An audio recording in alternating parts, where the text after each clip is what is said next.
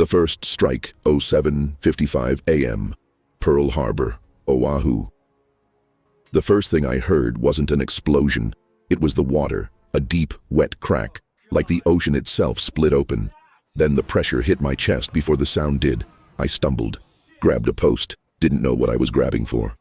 The USS Oklahoma was already listing by the time I got my eyes to focus. She was rolling, slowly, the way a man falls asleep at a table, just tipping. Torpedoes, 3 of them, maybe 4. I'd find out later it was 5. She never stood a chance. The smell came next. Bunker oil, heavy black chemical. It coated the inside of your nose and stayed there for days, mixed with something else, something I didn't identify until later. I don't talk about what that second smell was. Men were running in their underwear, literally, boots unlaced, no helmets, shirts in hand. One guy ran past me holding a coffee mug, still full, steam rising off it, completely useless. He didn't know that yet. I looked up, and I saw the red circle, rising sun insignia on the underside of the wings, bright as a warning sign, perfectly clear in the morning light. They were low enough that I could see the pilot's goggles, low enough that the engine noise wasn't overhead. It was lateral, coming right at you, like something that had decided. Machine guns opened up somewhere to my left. Ineffective. The angle was wrong. The planes were already banking away. The black smoke from Battleship Row was rising fast, blotting out the sun in sections, like someone was turning off lights one by one over the harbor. I stood there for 3 seconds, maybe 4, long enough to understand what I was looking at. Then I started moving. 07:02 am, 53 minutes earlier. Opana Radar Station, North Shore. I saw it before it started. I need you to understand that. We saw it coming. We called it in, and we were told to stand down. My name is Joseph, Private First Class. I was assigned to the Opana Mobile Radar Unit at the northern tip of Oahu. That morning, my shift was supposed to end at 07 WWII. We were packing up, routine shutdown, and then the screen lit up. The oscilloscope, that green glowing screen, showed a return so large it looked like an equipment malfunction. Not a blip, a wall. Elliot, the other operator, looked at me. I looked at him. Neither of us said anything for a moment because neither of us had seen anything like it. More than 50 aircraft, possibly more than 100, bearing 3 degrees north-northeast. Distance, 132 miles, closing fast, 07:02 a.m. I picked up the phone and called the information center at Fort Shafter. The duty officer on the other end was Lieutenant Kermit Tyler. I told him what we had. I told him the size of the return. I told him the bearing and the speed. He said, "Don't worry about it." I asked him to confirm. He confirmed. He thought it was a flight of B-17s coming in from the mainland. He told us not to worry about it. We kept tracking. We watched the blip move down the screen, crawling toward the island, steady, purposeful. I kept the headset on. Elliot kept his eyes on the screen. We tracked them until 07:39, when they got too close and our equipment couldn't separate the signal from ground clutter. Then we sat there, in a wooden shack on a hill, 2 privates with a radar set that no one took seriously. And 16 minutes later, the world ended. I've spent 50 years trying to figure out what I could have done differently in those 37 minutes. Driven down the hill myself, called someone else, screamed into the phone. Something. Anything. The answer is probably nothing. The system wasn't designed to listen, but that doesn't make the weight any lighter. The rest of the day, 08:54 a.m., second wave. By the time I reached the harbor, the second wave was already inbound. 167 more aircraft. The first wave had taken out the battleships. The second wave was sent to finish the job on the cruisers, destroyers, and dry docks. The harbor was no longer a harbor. It was a burning field with water underneath it. The oil from the sunken and damaged ships had spread across the surface and caught fire. Thick, black, 20 feet high in places. Men were in that water. Some of them were swimming, some of them were not. Then the Arizona went. I've read the reports since. Her forward magazine, about 1,000,000 pounds of gunpowder, ignited when a bomb pierced her deck and hit it directly. The explosion was estimated at the equivalent of a small nuclear detonation in terms of shockwave energy.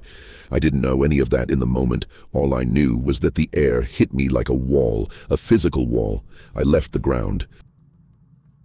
I came back down on my hands and knees, ears ringing so hard they went silent, total silence, and for a few seconds, the harbor was a photograph, still, suspended.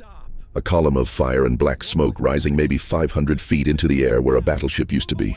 1,177 men were inside her when she went down. Most of them never made it out. She sank in 9 minutes. I helped pull men from the water. I won't describe them in detail. I'll say this, the water wasn't water anymore. It was thick, black fuel oil and human skin. Men were burned to the muscle in places. Some were still alive. Some were making sounds that didn't belong to living things. We pulled them onto the dock and laid them in rows, and there were people running with morphine and people running with nothing at all, just running because standing still felt like dying. The second wave broke off by 09:45. And then there was a silence that was almost worse than the noise, because in the silence you could hear everything the explosions had been covering up. Evening, December 7th at 21, Oahu, Hawaii, by nightfall. No one knew if the Japanese were coming back. There were rumors. Third wave inbound, invasion forces offshore, submarines in the harbor mouth. Some of the rumors were true, most weren't. We had no way to tell the difference. They ordered blackout conditions across the island, total darkness. Men were at their positions with rifles, looking out at black water, waiting for shapes to emerge from it. Every sound was a threat. Every shadow was a landing craft. At some point during the night, our own anti-aircraft guns fired on our own returning aircraft, in the dark, because nobody had coordinated recognition signals. Friendly fire. More men dead. On a day when we'd already lost enough.